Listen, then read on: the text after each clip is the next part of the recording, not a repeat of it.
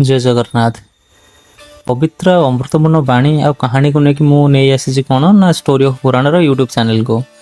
एठार आम शुणा कौन करवा ना भगवत पुराण जहाँ भी किसी पुराण रहा मुझे स्टोरी हिसाब से आप सामने प्रस्तुत करी ए धर्म भक्ति ज्ञान आध्यात्मिकर मार्ग को जानापी मुझे कौन करी ना आपन को साहाय्य करी यदि आप दिव्य लीला सहित ये गप को एंजॉय करने चाहते मत कौन करूँ ना सब्सक्राइब कर लाइकन को ऑल दबाई दियो जहाँफल कौन करेंगे ना मुझे भी नुआ वीडियो किसी अपलोड करी आप नोटिफिकेशन तुरंत मिल जाव। तो चलतु आम आरंभ करवा आज आमर स्टोरी। आज आमर स्टोरीटा भगवत किपरि सृष्टि होता तो किए शुणी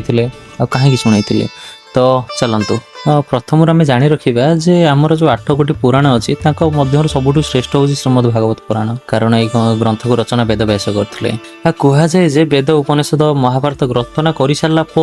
वेद व्यास ऋषि थे मन अशांत थिला तो जिते बद्रिकाश्रम पवित्र तटरे बसी से ध्यान बसते से कौन कले ना भाविले जे मन तथा शांत होना से समय आकाश मार्ग गोटे ध्वनि शुणागला आठी नारायण नारायण बोली देवर्षि नारद आसी पहुंचले वेद व्यास कहले जे भगवान आपन तो सब कर्म लीला भगवान को निज पाखर रखिछंती आपन को तो सब जना तथापि मते गोटे जिनस कहतु जे मो मन कहीं अशांत अच्छी से समय नारद मुनि टिके हसीदेले आ कहिले जे आपन कौन करंतु भगवत ग्रंथ रचना करंतु आ मते कहिले एथिरे भगवान श्रीकृष्णकर जो तक लीला अछि जहाँ भी किसी रस अच्छी गोटे महाकाव्य रे आपन कौन करंतु ना रखंतु से कौन कले ना सेठू जन्म नेला कोन हमर श्रीमद भागवत पुराण से कहिले जे एटा को जे पढिबो सेटा कौन करिवो से मोक्ष पत्र अग्रसर हबो कली जुग रे एई गोटा जिंस जहा को कौन करिवो ना मृत्यु मध्य मात दे पारिबो किंबा श्रद्धा रे सहित शुणिबो तार सब पाप खंडन हबो। तो